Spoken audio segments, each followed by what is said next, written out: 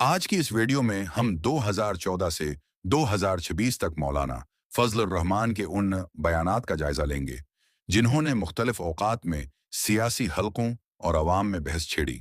ये वीडियो अवामी तौर पर दस्तयाब तकारीर, असम्बली रिकॉर्ड और खबरों पर मबनी है।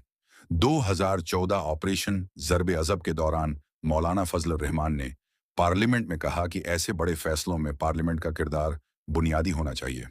इस बयान पर भी मुख्तलिफ सियासी हलकों में बहस हुई, क्योंकि इस वक्त पूरी कौम दहशत गर्दी के खिलाफ जंग में मुतहद नजर आ रही थी। 2018 आम इंतखाबात के बाद उन्होंने इंतखाबी अमल पर सवालात उठाए और इस्टेब्लिशमेंट के किरदार पर तनकीद की। उनके बयानात ने सियासी माहौल को मजीद गर्म कर दिया। 2019 आज़ादी मार्च के दौरान मौलाना फजल रहमान ने 12 रियासती इदारों के सियासी किरदार पर तनकीद की और कहा कि हर उदारे को अपनी आईनी हदूद में रहना चाहिए। उन तकारीर ने मुल्क भर में शदीद सियासी बहस को जन्म दिया। 2022 आर्मी चीफ की तकर्री के मामले पर भी उन्होंने खुलकर अपनी राय दी और आईनी तरीकाकार पर जोर दिया। उनके बयानात मीडिया की शह सरखियों में रहे। 2024 कौमी असम्बली और मुख्तलिफ जलसों में उन्होंने एक मरतबा फिर इस्टेब्लिशमेंट और सियासत के ताल्लुक पर सख्त तनकीद की। उनके हामियों ने उन बयानात को आईनी मौक़िफ़ करार दिया, जबकि मुखालिफिन ने उन्हें गैर ज़रूरी और सख्त करार दिया।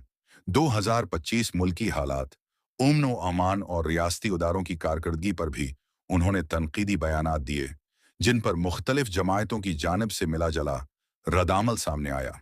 2026 जुलाई 2026 में मौलाना फजल और रहमान के एक बयान, जिसमें उन्होंने सिक्योरिटी एहलकारों की तनख्वाह और शहादत का जिक्र किया, पर मुल्क भर में शदीद रद्दअमल आया।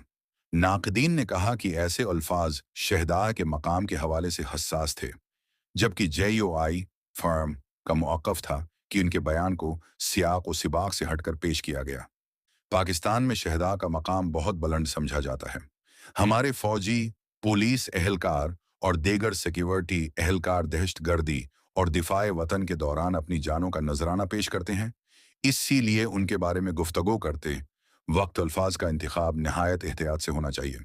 सियासी इख्तिलाफ हर जमहूरियत का हिस्सा है। हुकूमतों और उदारों पर तनकीद भी की जा सकती है, लेकिन जब बात शहदा की कुर्बानियों की आए तो ऐसी जबान अख्तियार करनी चाहिए जो कौम को तकसीम करने के बजाय एहतराम और इत्तेहाद का पैगाम दे। आपकी राय इस मामले में क्या है? कमेंटोस में ज़रूर बताएं, और अगर वीडियो मालूमाती लगी हो तो लाइक, शेयर और सब्सक्राइब करना न भूलिए।